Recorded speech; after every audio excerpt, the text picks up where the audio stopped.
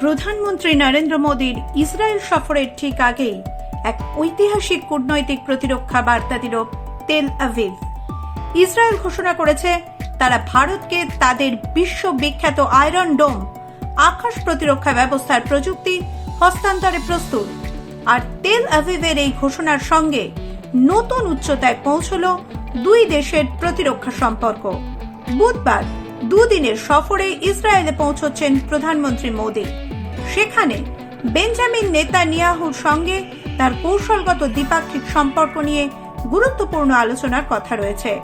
ভারতের প্রতিরক্ষা ব্যবস্থাকে ঢেলে সাজাতে মোদী সরকারের প্রথম পছন্দ ইসরায়েলি প্রযুক্তি, আর সেই লক্ষ্যেই এবার সরাসরি প্রযুক্তি বিনিময়ের প্রস্তাব দিল তেল আভিভ। ইসরায়েলের কনসাল জেনারেল ইয়ানিভ রেভাচ স্পষ্ট করেছেন, ভারত ইসরায়েলের দ্বিপাক্ষিক সম্পর্ক ভবিষ্যতে আরও বিস্তৃত হবে। বিশেষ করে মেক ইন ইন্ডিয়ার উদ্যোগের মাধ্যমে ভারতেই সামরিক সরঞ্জাম উৎপাদনের ওপর জোর দেবে ইসরায়েল।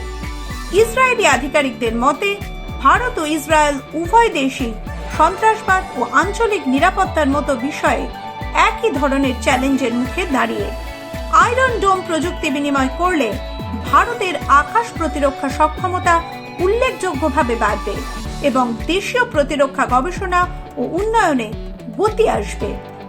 এর ফলে দুই দেশের বেসরকারি প্রতিরক্ষা সংস্থাগুলোর মধ্যে বিনিয়োগ ও যৌথ প্রকল্পের এক নতুন দুয়ার খুলে যাবে, যা কর্মসংস্থান ও স্বনির্ভর প্রতিরক্ষা উৎপাদনের সহায়ক হবে।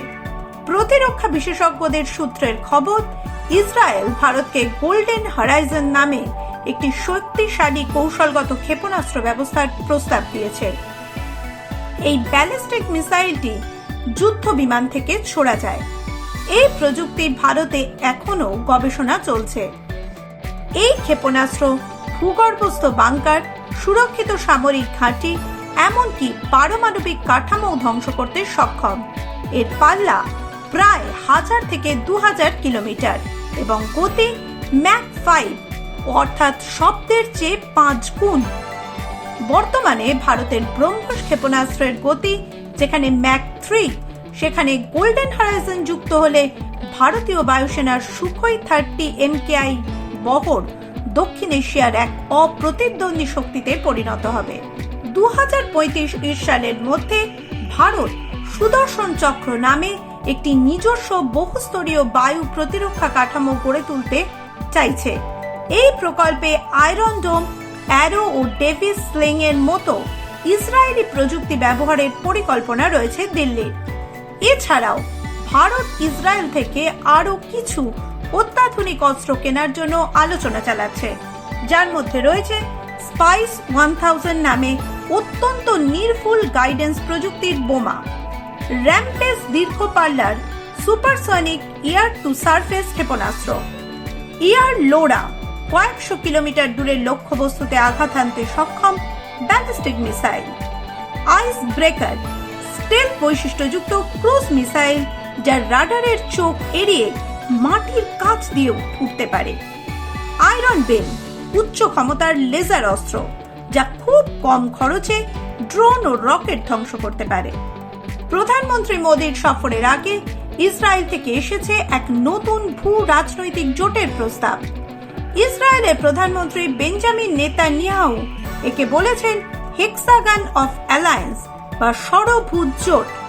এই জোটের লক্ষ্য মধ্যপ্রাচ্যের র্যাডিক্যাল অ্যাক্সিস বা চরমপন্থী অক্ষশক্তির মোকাবিলা করা।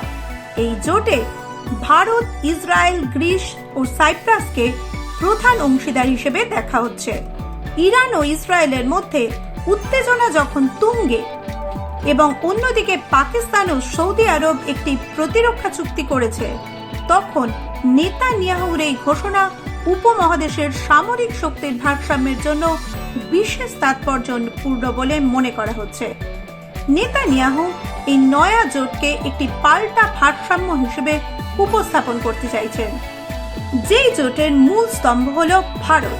এই প্রতিরক্ষা সহযোগিতা ও কূটনৈতিক জোট চূড়ান্ত হলে ভারত ইসরায়েল সামরিক সম্পর্ক এক নতুন যুগের সূচনা হবে বলে মনে করা হচ্ছে। কেবল অস্ত্রের কেনা বেচা নয়, বরং আঞ্চলিক নিরাপত্তা ও বৈশ্বিক রাজনীতিতে ভারতের অবস্থানকে আরও শক্তিশালী করবে এই চুক্তি। মোদির এই দ্বিতীয় ইসরায়েল সফর তাই কেবল দ্বিপাক্ষিক আলোচনা নয়, বরং এক দীর্ঘমেয়াদী কৌশলগত স্থিতিশীলতার পথে বড় পদক্ষেপ বলে মনে করছেন বিশেষজ্ঞরা। মাধ্যম ব্যুরো রিপোর্ট।